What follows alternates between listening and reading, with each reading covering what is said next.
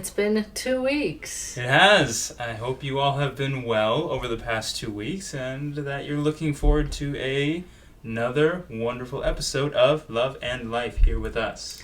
Yes, we're excited to be back with you guys. It certainly has felt like a solid 2 weeks. It really has, actually, yeah.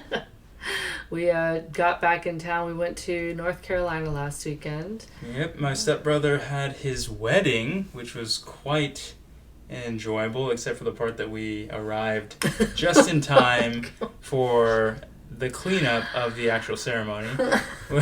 We were there for the reception. It was so funny though, guys. So let me paint the scene for you. So we had to drive up. It was on Saturday, and we had to drive up on Saturday morning. So we left pretty early, around 8 o'clock in the morning, and it was about a 6.5 hour drive without stopping.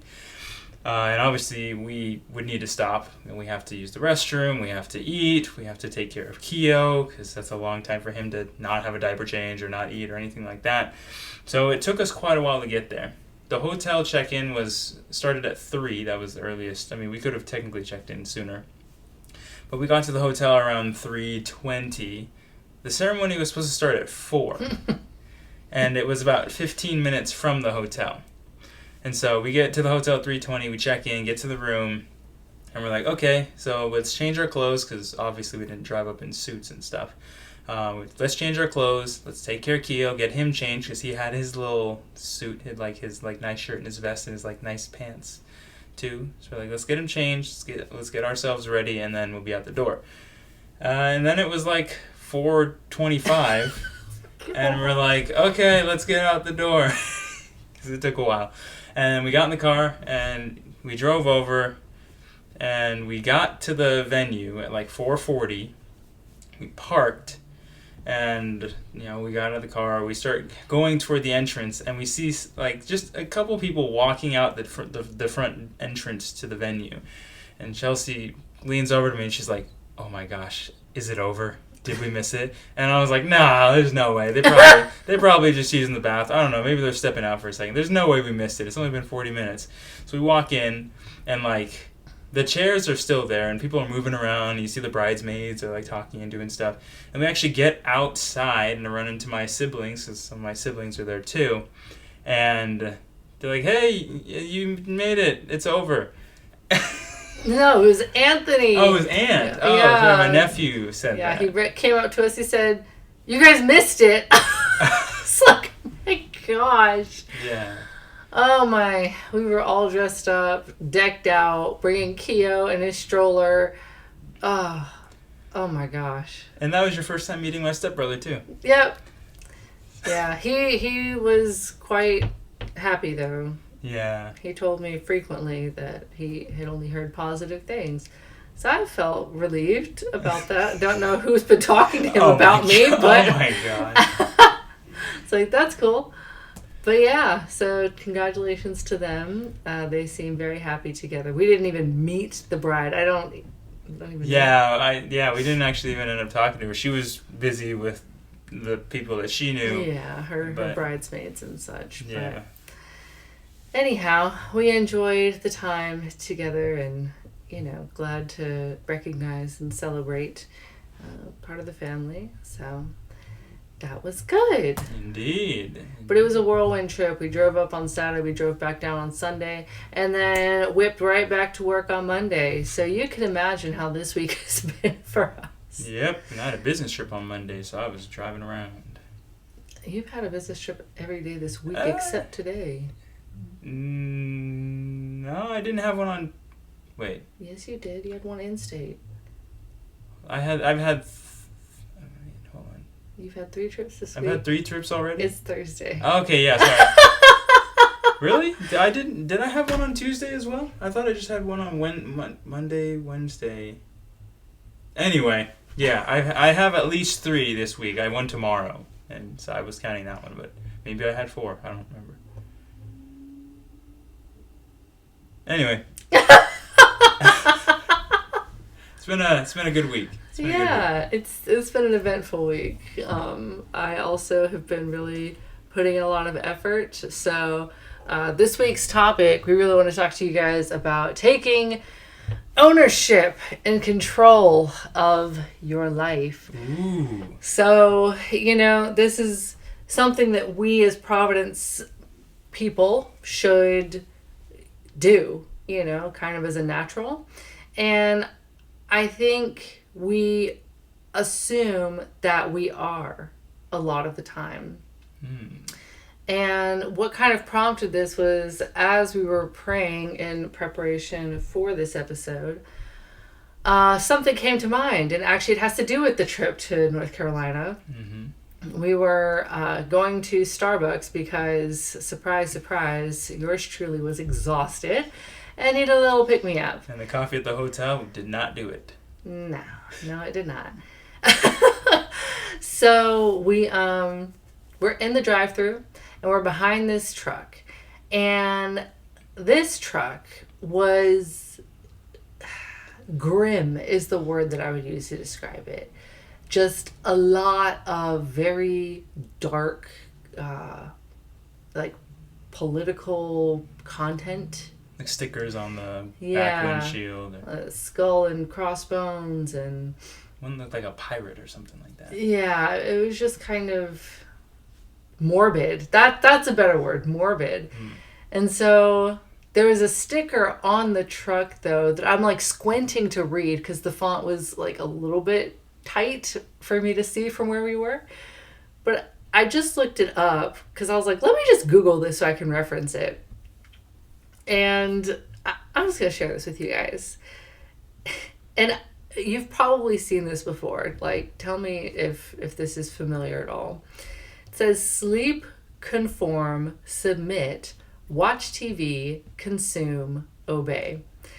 And I know that the obey slogan has been around. I'm not too familiar with anything deeper than the literal words, where this originated from, what, message it's trying to convey. But it kind of struck me in this way where I just started thinking, we talk about taking ownership of your life, but as we live our lives, how much are we falling into this trap of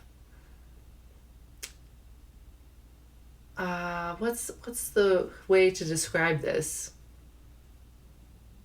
The way that you, I guess in Providence language, we would say you lose the steering wheel. You take your hands off the steering wheel of your thoughts.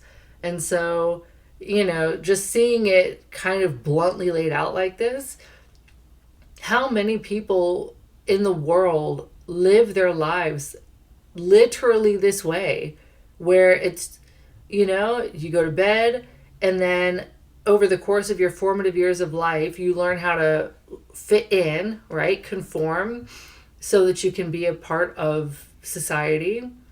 And then this whole aspect of submit, right? When you hit working years and you're working for some corporation or whatever, and they may have you doing things that are really, I'm not going to say anything about morals, but they really do just take your time. And some companies are even exploiting people where it's I just need a little, I expect overtime, and you're not going to get any extra wages, and things like that.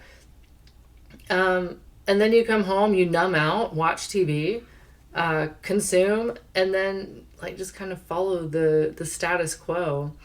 And it's just very poignant in a way that is very piercing, because it makes me think, how much do I let external influences kind of creep in and take my hands off the steering wheel, where it's just, you get into this routine and you don't have to think about it, you just switch into autopilot.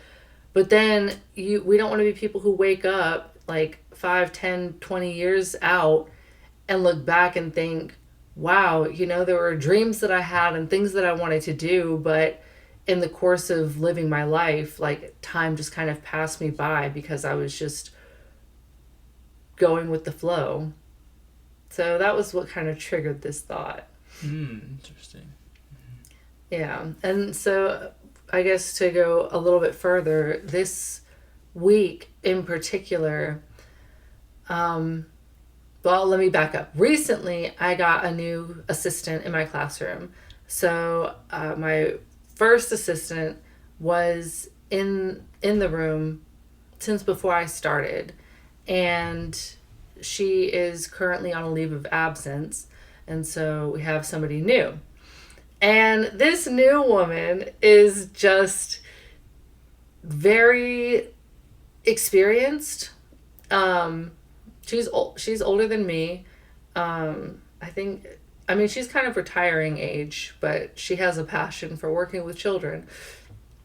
So anyhow, I had already looked over her resume and everything. I didn't have a say in whether, like, in hiring, but I was kind of given notice, like, okay, here's her resume, this is who we're talking to, et cetera, et cetera. So, she has like some 20 years of classroom experience, and she has her certification as a lead. And so to kind of come into this environment where, I'm new in a sense, and, much younger. And so she kind of takes action based on her experience and what she knows.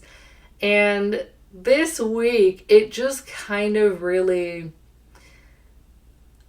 I came to a point where I realized I had to say something and really like set the record and the tone for the classroom, because despite her many years of experience, the experience that she has is not a one-to-one same like as my classroom.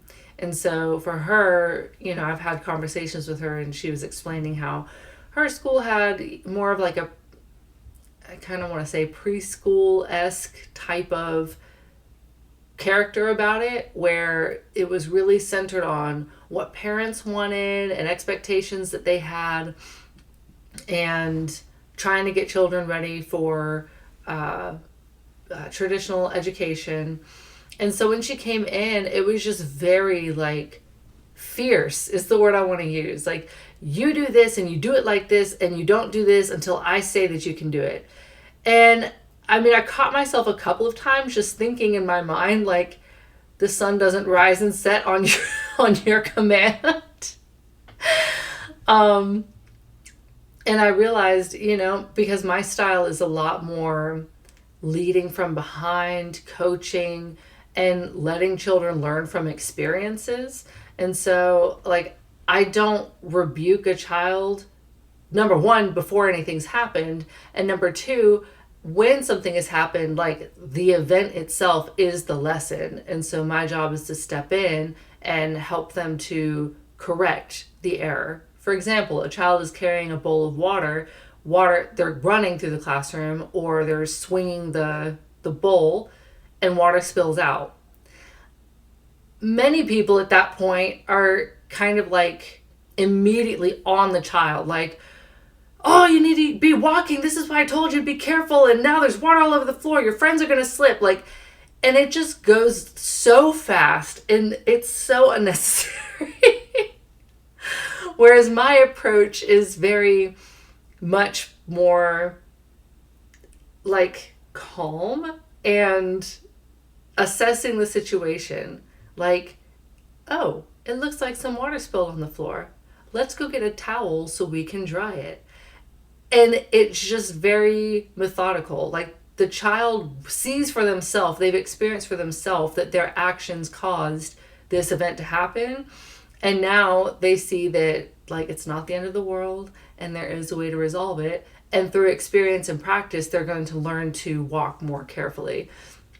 So just having those two completely contradictory styles of teaching, and then feeling like I was kind of being run over in my own environment, it kind of shocked me into grabbing hold of the steering wheel of managing and leading my classroom.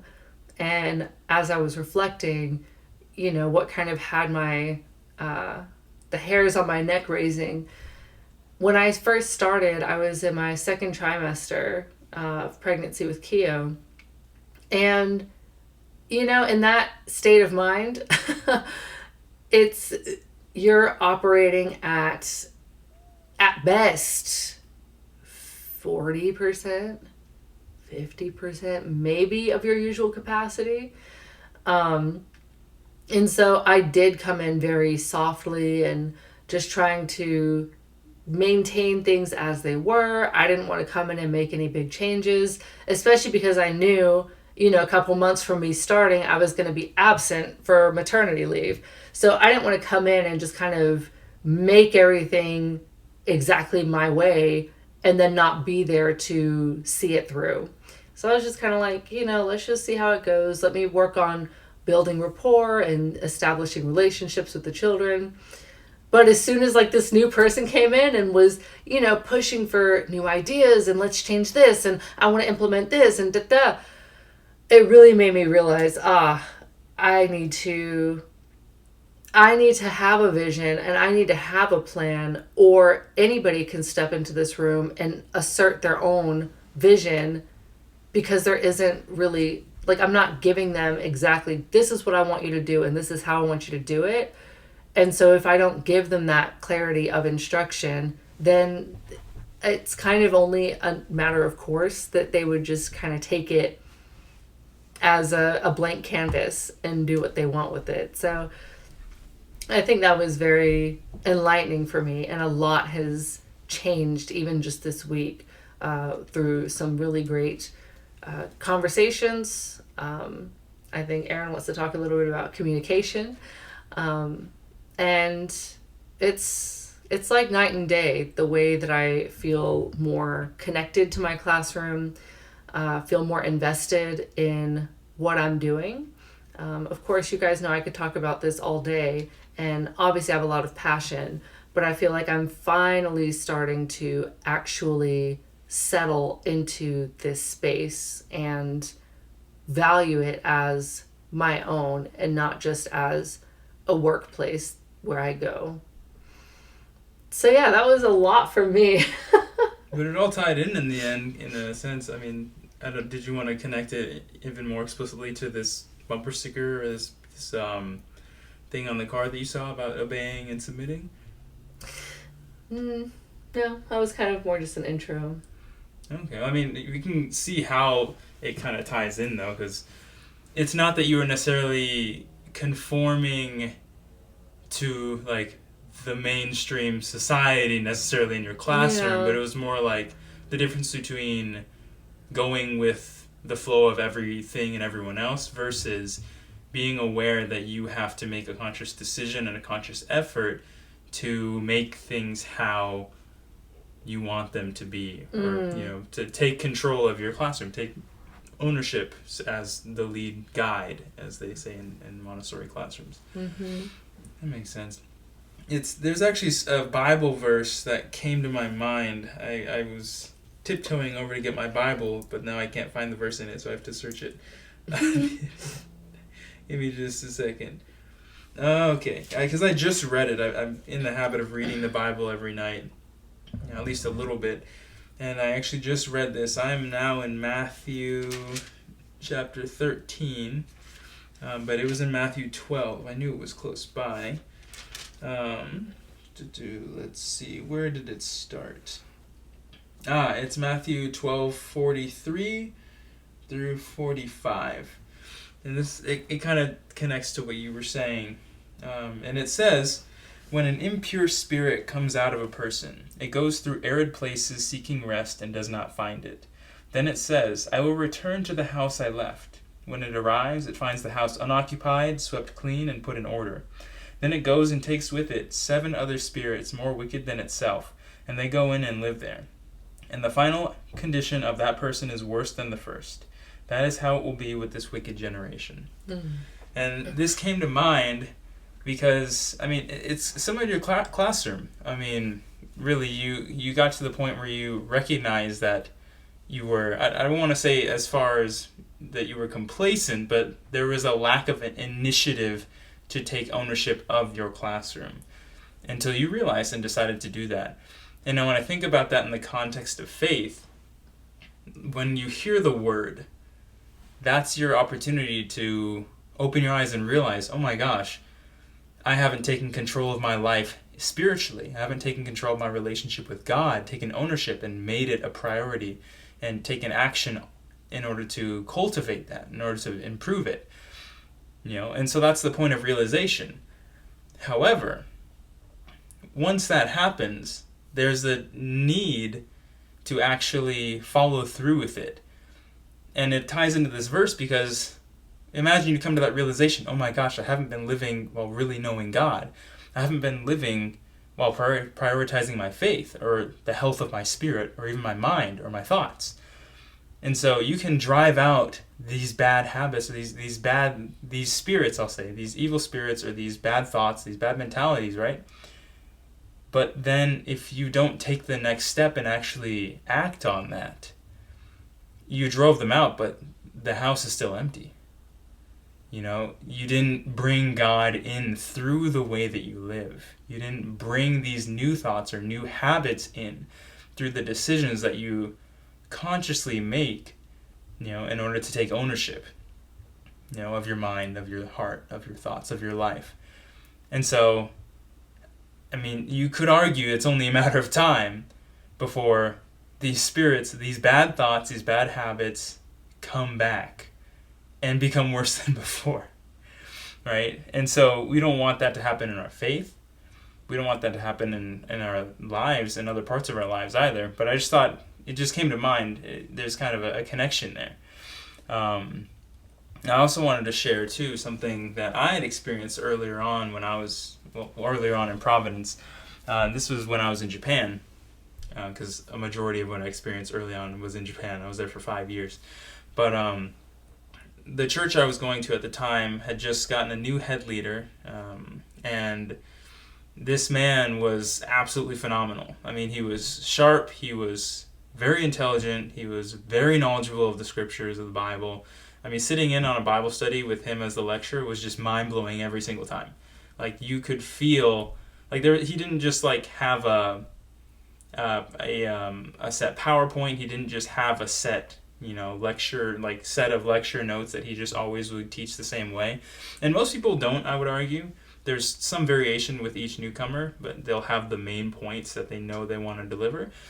But these Bible studies, I think he had been in Providence for 20 or 25 years or something like that. But he was so knowledgeable of the Bible studies and knew so well how to connect with the newcomer, the person learning the Bible studies as he was teaching, that it was just entertaining, engaging, and just mind-blowing from beginning to end. And not only that, but I would go out, we'd have sports and play soccer and whatnot, and then afterwards we'd go out to eat with the new guys or the newcomers that would come and play with us, and he'd have conversations with them about life, about how they live, about how they think, about what they're working towards, about the level of their awareness of their place in the world or the impact they can have in it.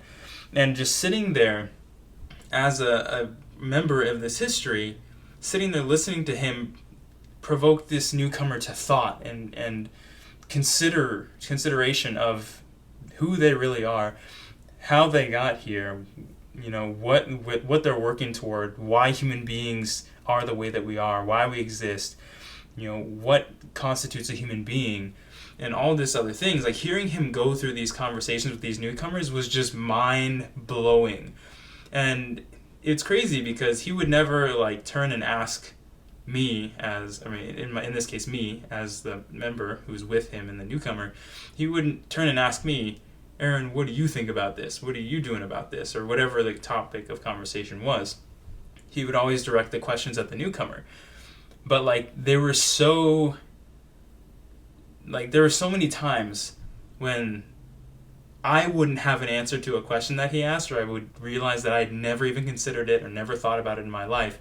And the newcomer would have a very well thought out answer for whatever question he'd asked about purpose, about value, about good, what is just, what is right.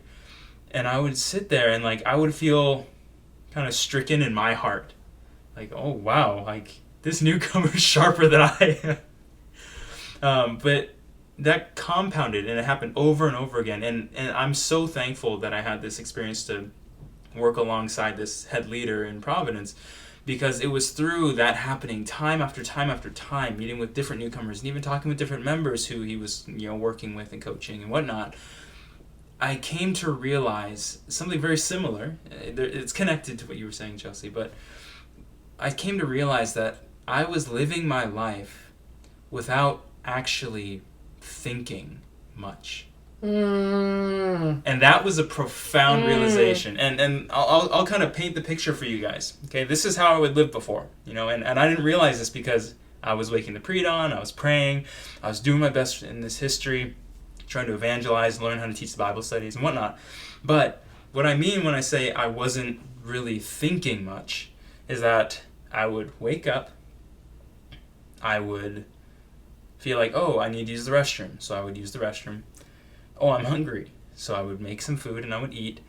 Oh, I have to go to work, so I would go to work, or I'd go to school, or whatever it was, depending on the time in my life. And then a problem would come up and I would say, oh, a problem came up, I gotta resolve it, and so I'd resolve it. And like, oh, work is done, I gotta go shopping, I gotta get groceries, so I would go buy groceries, I'd go home. Oh, I'm hungry, so I'd make food and I'd eat. Oh, I'm kind of tired, so I would, go to sleep. And within that I would read the Bible perhaps, or I would pray or whatnot, or I'd try to go and meet with church members or be a part of some event or whatever. But like, I realized that kind of lifestyle was very much reactionary. Mm-hmm. I would feel something and then I think, oh, like I'm hungry is a feeling. Oh, so I should resolve that. And so I would do something to resolve it. Mm-hmm. But there weren't many moments where I would stop and think about who I am, where I'd stop and think about what value I have as a human being, about what impact I can make on the world. There were seldom thoughts that were deeper than just the superficial needs that my body needed met. Of course I did things for the spirit too, but the ratio was way off. And that was so shocking for me. And that was really the beginning. And I remember a day when we actually had an event like that week, I think, that we were working toward for evangelism. And I remember sitting at like some Japanese udon restaurant or something like that with with that head leader and then with some other members. And I remember thinking to myself, and I think I even had a conversation with the head leader, I was like, I realized that I'm not really thinking very much. And I was like, I want to learn how to think more. And I want to learn how to think better so that I can make better, more informed decisions, so I can make a better life for myself physically and spiritually. And I remember that week, I think it was that weekend, we had an event, and I was at this event, and I remember trying to figure out how to get my thoughts to expand beyond what I was seeing or what I was feeling at that moment, or what I was hearing, or what I was experiencing in that moment. And I remember struggling to do this. There was a guitar at the venue. I don't know why. I don't think anyone played it that day, but there was a guitar. I remember looking at the guitar and thinking to myself, like, how can I expand my thoughts beyond just what I'm looking at, this guitar in front of me? And so I started really scratching my brain, trying to ask myself questions, thinking like, well, what does the guitar do? Well, it makes music. Okay, well, how does it make music? Okay, well, there's strings that you pluck. Okay, well, then we're talking about vibrations. Okay, and so I was like trying to think, how could I think my way to a higher level of thinking? And that was, I didn't get very far with the guitar. I tried. I really tried. But it was so weird. It's like, the feeling was like you are standing in front of a roadblock. And you're trying to figure out how to cross, like, this gap to the other side. That's how it felt mentally. It was so crazy. But that was how it started for me. And the more I did it, the more I started thinking, the more I started trying to navigate and kind of take control of my thoughts and lead them two different places, the better I got at it. Mm-hmm. And the more I was able to actually think outside of just what I would see or what I would feel. And that was I won't say the greatest, I mean, hearing the word of this time period and coming to realize the man of mission and being able to live as a bride, that's obviously been the greatest thing that I've gained in my life. Second, of course, is my wife. But third is this experience with this head leader, because that set the tone for the rest of my life. And I was 22, maybe 23 at the time when that happened. That changed the entire course of the rest of my life. Hallelujah. Yeah, like seriously, it completely changed how I approached the rest of my life. And what's crazy too is that was my first job in Japan. I had that job for 3 years. Then I transferred to another job, and I had that job for just about 2 years, like a year and 8 months.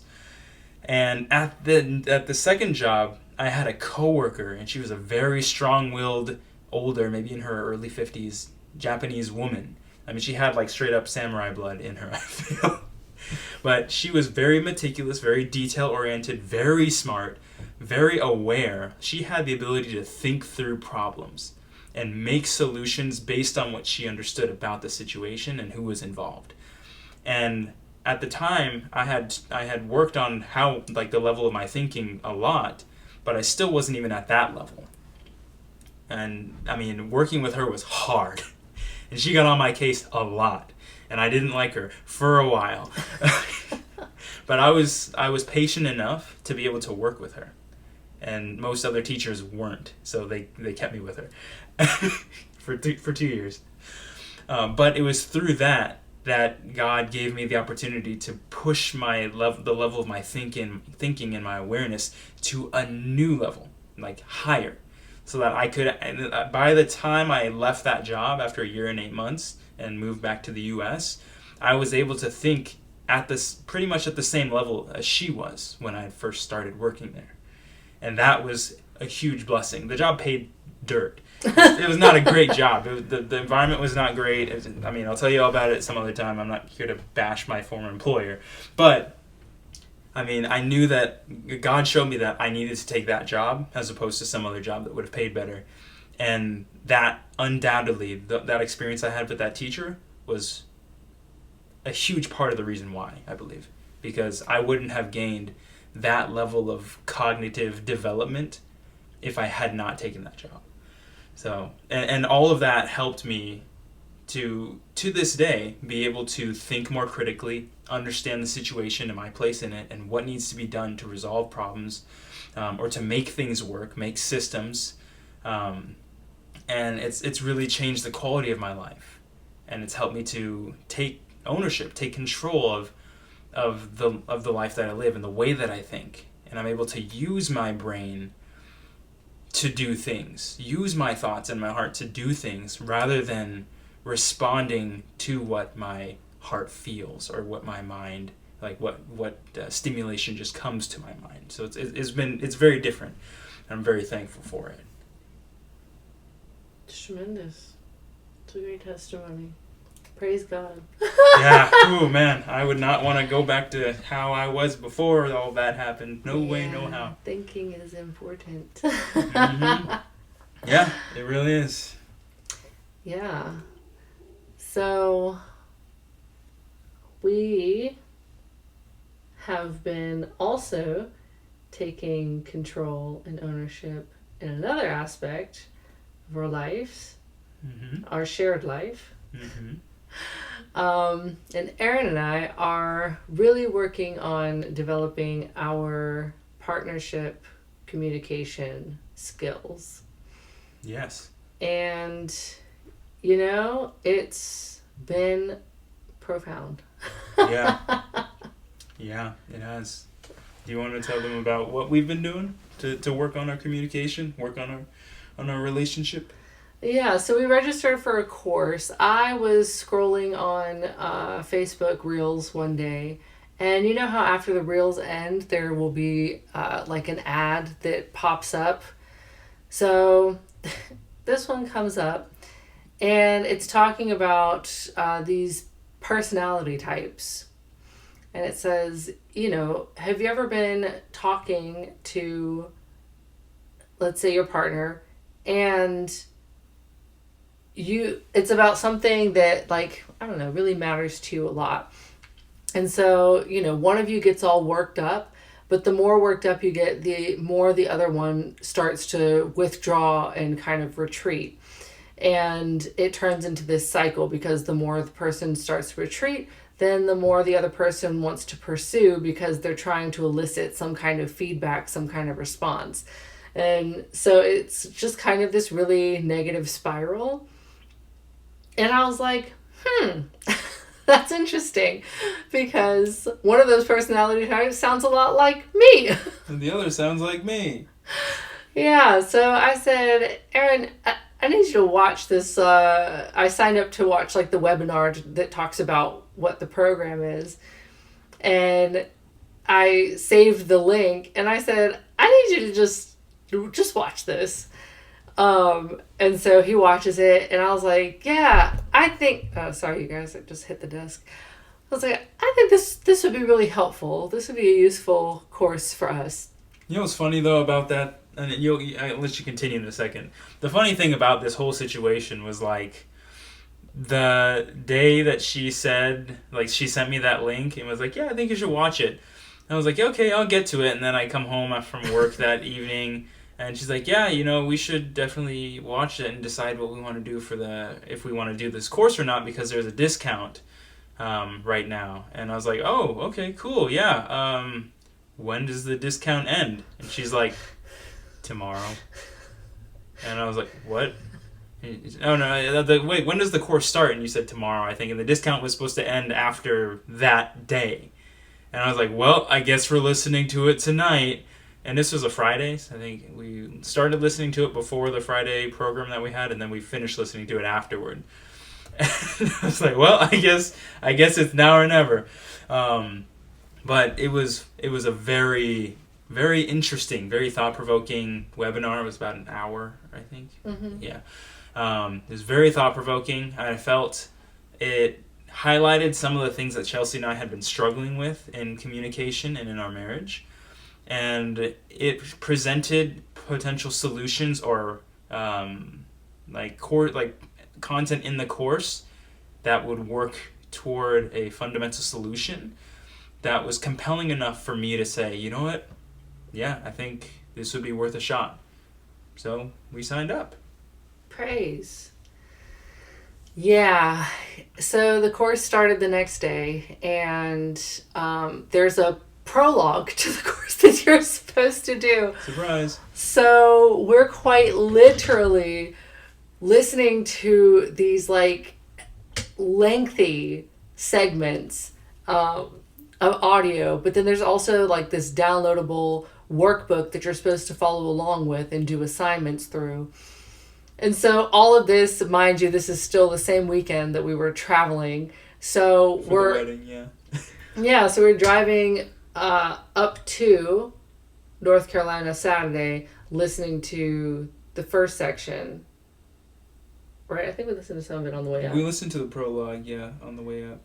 Yeah, and then on the way back, we listened to the first day, or the first weekend's section. So, in essence, just so that we're not like shrouding you guys in darkness and mystery, it's a 7-week program that goes through different stages in developing and bettering your communication, in essence. And it has different areas where communication is most necessary. And so being able to talk about difficult topics, being able to pull out things from like the past is very deep. And if there's anybody who, wants to know more about that in the future or, at any point in time, I have found it, even what we've learned so far, to be even useful in my workplace. It's actually what helped me have the conversations that I was able to have with the senior teacher assistant that I have. And so it's definitely something that is valuable beyond people who are in a married relationship. But yeah, and we've already started recommending it. Oh yeah, I told my sister she needs to go through it because it's not the conventional approach where, oh, if you're having troubles with communication, first we'll teach you how to communicate better. We're gonna use I statements. Right. And so I mean, and it's not that those are not good, but one really big selling point for that, for that part of the course, is that people don't struggle to communicate just because they don't have the tools to communicate. A lot of the times a breakdown of communication happens because there's a lack of connection that the two people feel to one another. There's not a feeling of safety or a feeling of love or appreciation or respect or something along those lines, more on a deeper emotional connection level, that's something that isn't clicking, and therefore they're not able to communicate well.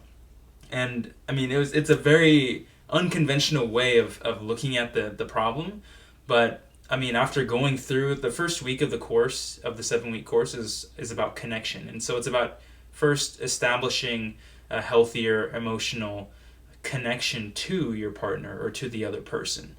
And I mean, we did the prologue, and then we did the assignment, like we listened to the module for the first week, and then we did the workbook stuff that they had for us. And I will tell you all, it was life-changing. It was so life-changing. I mean, it's not, I don't want to start with a not statement, but it gave words, it gave vocabulary, and it gave a very ambiguous, unclear concept some finite structure. It made it clear what was happening between Chelsea and me. It made it clear how I was feeling and why. And that there's a name for certain behaviors or certain responses to behaviors. And understanding how everything fits together and how it's exhibited and why it's being exhibited was very helpful in starting to navigate through those things. And we had a lot of conversations about things that we had experienced in the early stages of our relationship, and we were working through those things. And as a result of not just the tools for communication that I gained through that course, but also it helps you to actually make a healthier, better connection to the other person through those activities as well. I felt so much better and have been able to communicate a lot more with Chelsea. And it's helped our marriage more than I even thought 1 week of the 7-week course could. Like, it's been so huge. And I mean, I was a little bit worried and kind of not skeptical, but a little bit concerned about how helpful the course would be. All that worry is gone. Like, it's already been worth it. It wasn't super expensive, to be honest, and especially since we had that discount. Yeah. But I mean, it's absolutely worth it. Yeah, 10 out of 10. And from a Providence perspective, I would recommend this for leaders, like across the board, department leaders, head leaders, assistant leaders, whatever it may be, because learning how to first establish what we can call a safe space, but learning how to build relationships that are genuine and authentic and caring lends itself a far way. And I think recently, Pastor Sky was talking about it on his episode today. I was listening to it in the car. And he was saying how things get muddied because people don't go through the proper channels and the proper route. And so there are times when people write letters directly to Sunsim saying something, but they are only conveying their side of the story. And so Sunsim will make a decision and say, okay, yes, I approve of this, or I want you to do this. And then that person goes and relays that back to their church or whoever it may be. And the church is like, whoa, wait a second. Like, that doesn't take into consideration this side of the story or this part of the information and context. And so then they are writing to Sunsim, and then, it creates this really messy situation. But what I know to be true is that when you have a healthy relationship with said proper channels, and you feel that they are trustworthy and respectable and reliable, especially in matters that are sensitive or of a confidential nature, it's like you're very much able to work through the channels the way that they're intended to be used, the way that Sunsim established them to be used. But, I've worked with different people in my Providence life, and some relationships were better, some relationships were not so good. Some of the people who I worked with, who were in leadership positions, are no longer in this history. So, it can definitely be a mixed basket, but I think for people to have this kind of understanding of just human beings in their minds as they interact with them would go a long way, because I've even noticed it's helped me. Again, I'm going to keep saying this, but my classroom, it's like my baby, right? There's Keo and there's my classroom. And even with Keo, it's made me more attentive as a mother. But then from a classroom perspective, like how I relate to my students, and I think I kind of had this detached, like aloof presence in the room, because I was kind of holding myself back. And so now, like, I'm really trying to step into this space where, it's like I love what I do and I don't want to be absent from it, even though, like, I'm there, but, like, when you're kind of on autopilot or you're checked out. But, my first teaching experience in Montessori, at least, I was so into it. Like, I felt the classroom couldn't run without me, and it was, like, cumbersome to even take a day off if I had a fever and was sick. And I remember when I had to leave, like, how much I cried and agonized over it. Like, that's how emotionally invested and attached I was. And so now it's like trying to find a healthy way to experience a similar level of connectedness, because that also helps, like, the children in your room feel safe, and it's only when safety has been established that learning can occur. So yeah, lots and lots of realizations and really great experiences. So if there's anybody who wants to know more about this program and what we're doing, I'm more than happy to share that information. Just send me a message. Let me know. We could at least tell them the name. The name of the course is called The Conflict Cure. If I'm not mistaken, yeah, that's what it was. Yeah, okay. Yeah, it's phenomenal. The instructor's name is Bruce Music. Mm-hmm. Yeah, it's very, very good. It's been very interesting. And it kind of connects with part of the second title from the Sunday message. I don't remember it verbatim, but it's not just about praying, but we also have to take action, mm-hmm. right? And that applies when it comes to taking ownership of our lives and improving ourselves, and also the Wednesday message, which was, it is to polish your heart and mind, right? I think, yeah, your heart and your mind. If we can pray about it all we want, right? Of course, and that's huge because that's work as well. But while we pray about it, we also need to act in reality to actually achieve it. And this, I can even echo this when it comes to Chelsea and my relationship. We prayed about improving things. We prayed about making things better, improving communication. But it was like a day or 2 days after, like, we had prayed about that this opportunity to take this course popped up out of nowhere. Like, we started praying about it, and like 2 days later, Chelsea's like, hey, I found this course. And if I had said, let's just keep praying about it, whatever, then, like, that opportunity that I personally feel was from God to help us work through this communication and make things even better than they were, and it's already only after like a week become so much better. If we had put that aside and only focused on praying about it, we would have missed the opportunity to grab hold of this excellent resource, which would catapult us in the direction of the change that we are trying to achieve.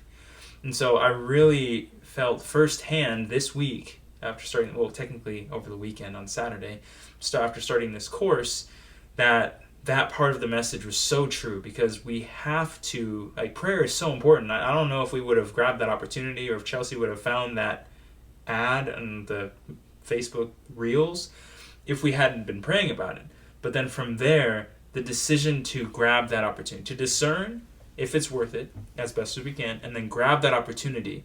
If we hadn't done that work, we would probably still have been in the position we were in a week ago, struggling, trying to figure out how to communicate better and improve our relationship.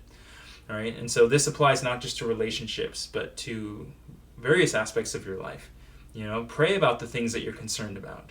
God's listening. God is there for you. Before this podcast, we prayed, Holy Spirit, be with us. Don't just inspire us from a distance, but be with us as we do this podcast. Be in the same space with us. And I hope you guys have felt the Holy Spirit here. I certainly have. But, it's not just about praying and then leaving it, right? We have to then do work that will bring the change that we want to see, in a sense, right? And so,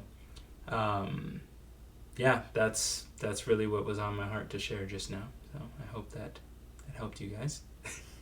Very good. Yeah, I think, this has been really a game changer for us. And, I really hope that whoever this may pertain to, any part of this dialogue, doesn't necessarily have to be this course we're talking about, but, it's this journey of life that we're all going through, and it helps to remember that we're all humans and we have a lot of shared experiences. And so we've been very open and I would even say vulnerable in this episode, but I hope that through that it can really encourage and uplift even just one person who may be struggling with some area of their lives that they want to have more of not place in, but to really just take the lead and say, I'm gonna control this from here on out. So again, we're here for you guys. We're here with you all. This is our Providence life. So please let us know your thoughts, your feedback. We'd love to see your comments. And that's it from me. Yeah, we love you guys, and we look forward to diving into more content. If you have anything specific that you would like to hear us talk about, sharing our experiences or, our reflections on things or whatnot, or like more details, put it down in the comments. We'd be happy to dive into some of the things that you all are you have it on your hearts to ask about and that you want to hear more about. So we're open, our ears are open, our hearts are open. So throw it in the comments, and we will catch you all in our next episode in about 2 weeks. Yes, I think we have to say Happy Thanksgiving, because we won't talk to you guys again before Thanksgiving. Yes, true. So, Happy Thanksgiving. Yep, everybody enjoy your holiday, eat good food, spend time with family, and we'll catch you guys in 2 weeks. All right, bye-bye. Bye.